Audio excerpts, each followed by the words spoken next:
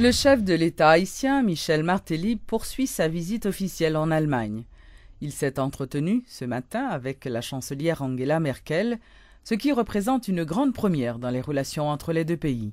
Aujourd'hui, l'idée pour nous, c'est de renforcer cette coopération. Vous êtes là déjà en Haïti, bien sûr, dans plusieurs domaines, que ce soit les écoles que vous avez construites déjà à l'Éogane, que ce soit le travail que vous faites sur le pays, parce que quand on parle de développement, parce que pour nous, le développement, c'est la création d'emplois, tout ça, mais pour faire tout ça, on a besoin de l'énergie. Et aujourd'hui, sur les 500 MW nécessaires à la voie du pays, on a produit à peu près 100 MW. Donc, le travail que vous faites est important.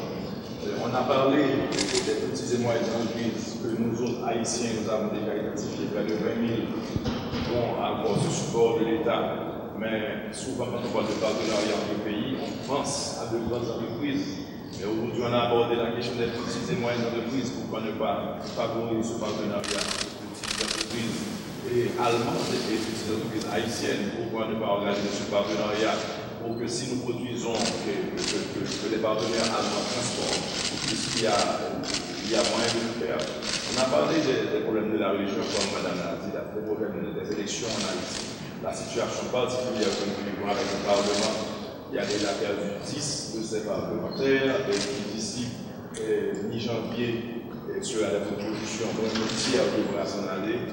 Les décisions qui devront être prises, on a parlé de la présence de la MINUSTA, ce corps de sécurité qui fait un bon travail à Haïti et qui est censé commencer à se retirer d'ici mi-juin l'année prochaine. Mais question de ne pas perdre ce acquis, puisque ça fait 10 ans qu'ils sont au pays. Et on a proposé aussi que ce corps reste encore à Haïti 3, 4, 5 mois même, pendant l'élection présidentielle, pour ne pas avoir répété les erreurs du passé. La MINUSTA, les Nations Unies, sont peut-être à leur 10e mission en Haïti en 2020. Ça signifie tout simplement que ça n'est pas marché auparavant, sinon il n'aurait pas dû revenir à discuter. Aujourd'hui, l'idée pour nous, c'est de protéger ces acquis et aller vers cette paix durable dont nous avons besoin. Le président a aussi rencontré les membres de la Fédération des chambres allemandes de commerce et d'industrie. Ce fut l'occasion pour le chef de l'État de vanter les opportunités qu'offre Haïti pour les hommes et femmes d'affaires allemands désireux d'y investir. Les efforts pour attirer les investissements allemands se poursuivront à Hambourg. Le chef de l'État s'entretiendra avec le premier maire de Hambourg et participera à un forum économique sur les opportunités d'affaires en Haïti. Clôture ce mercredi de la série d'ateliers devant conduire à l'élaboration du livre blanc de la sécurité de la défense nationale. Cette activité s'est déroulée en présence de plusieurs personnalités haïtiennes et d'experts étrangers venus de plusieurs pays d'Amérique latine œuvrant dans le domaine de la sécurité. Et lors d'une interview accordée à des journalistes, le ministre Lénaire Renaud a révélé que le livre blanc de la défense sera un document de référence concernant la mise en place et la mission d'une force de défense en appui à la police nationale d'Haïti. Le processus d'élaboration du livre blanc sur la sécurité et la défense nationale pour le développement économique et social durable d'Haïti va bon train. Au cours de 4 ateliers de travail déjà réalisés, le ministère de la Défense a recueilli bon nombre d'idées, de propositions et de suggestions d'experts haïtiens et étrangers sur tout ce qui concerne la sécurité et la défense. En effet, ce sont toutes ces considérations qui vont être compilées dans un document de référence, explique le ministre Lénaire Renaud. Chaque fois que nous va perdu l'an